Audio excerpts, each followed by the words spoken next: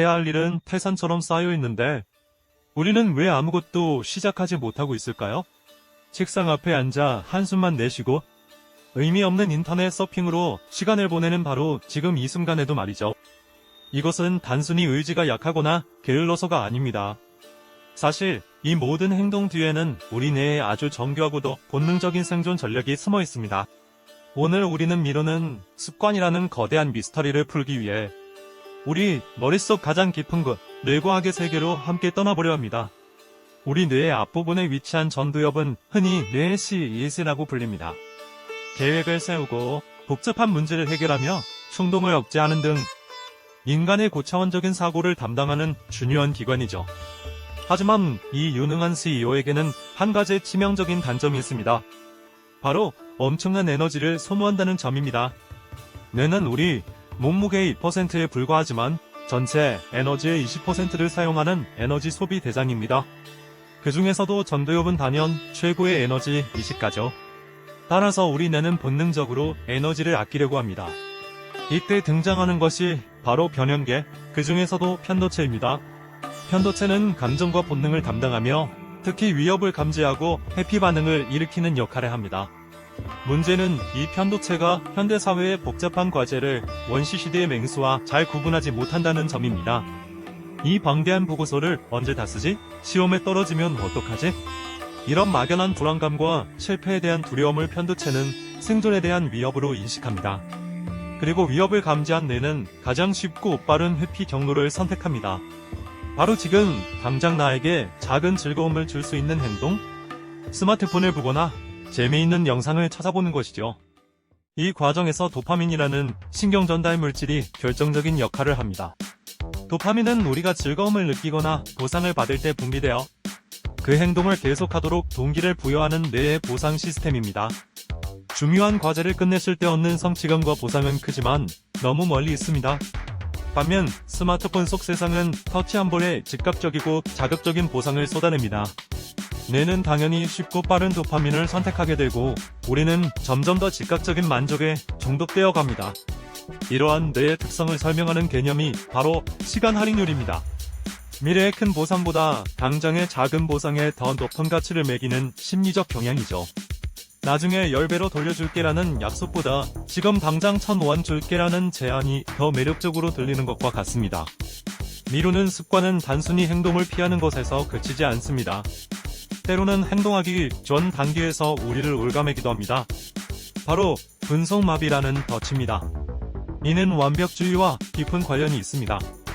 과제를 가장 완벽하게 수행할 방법을 찾기 위해 과도하게 정보를 수집하고 수십 가지 계획을 세우고 비교 분석하느라 정작 첫 삽조차 뜨지 못하는 상태를 말합니다. 실패에 대한 두려움이 완벽한 준비라는 그럴듯한 핑계 뒤에 숨어 시작을 가로막는 것이죠.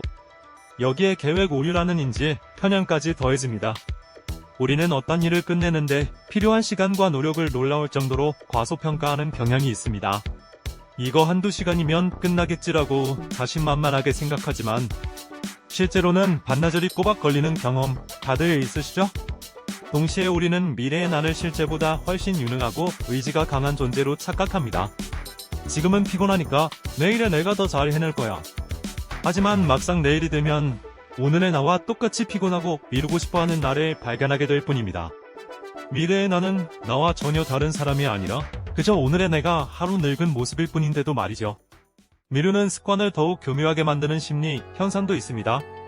바로 자이가르닉 효과입니다.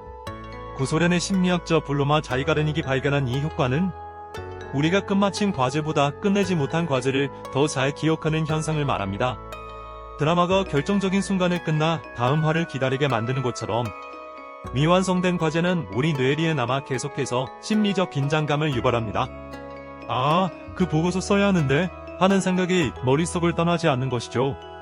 이 효과는 과제를 시작하게 하는 동력이 되기도 하지만 때로는 그 압박감이 너무 커서 오히려 과제를 더 회피하게 만드는 역효과를 낳기도 합니다. 마치 해결해야 할 숙제가 거대한 괴물처럼 느껴져 쳐다보기도 싫어지는 것처럼 말입니다. 자, 지금까지 우리는 왜 미루는 습관에서 벗어나기 힘든지를 뇌과학과 심리학을 통해 알아봤습니다.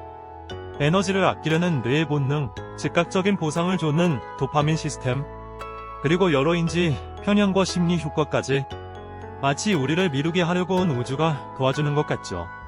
하지만 중요한 사실은 이 모든 것이 뇌의 기본 설정값일 뿐이라는 겁니다. 그리고 우리는 이 설정을 바꿀 수 있는 관리자 권한을 가지고 있습니다. 이제부터는 이 교활한 뇌를 속이고 길들여 생산성을 높이는 구체적인 전략들을 알아보겠습니다. 첫 번째 전략은 청킹, 즉 덩어리로 나누기입니다. 대청소하기라는 거대한 과제는 전두엽에 큰 부담을 줍니다. 하지만 침대 정리하기, 책상 위서류 분류하기, 바닥 청소기 돌리기처럼 작은 단위로 쪼개면 과제가 훨씬 만만하게 느껴집니다. 이렇게 잘게 쪼갠 과제 하나를 끝내는 데는 많은 에너지가 들지 않습니다. 뇌는 위협을 느끼지 않고 오히려 작은 성공의 도파민을 분비하며 성취감을 느끼게 됩니다. 이 작은 성공들이 모여 결국 거대한 산 같았던 과제를 정복하는 원동력이 됩니다. 두 번째는 포모도로 기법입니다. 5분 집중해서 일하고 5분 휴식하는 사이클을 반복하는 시간관리 전략이죠. 이 기법은 뇌의 보상 시스템을 효과적으로 활용합니다. 25분만 참으면 쉴 수 있다는 생각은 과제 시작의 장벽을 낮춰줍니다.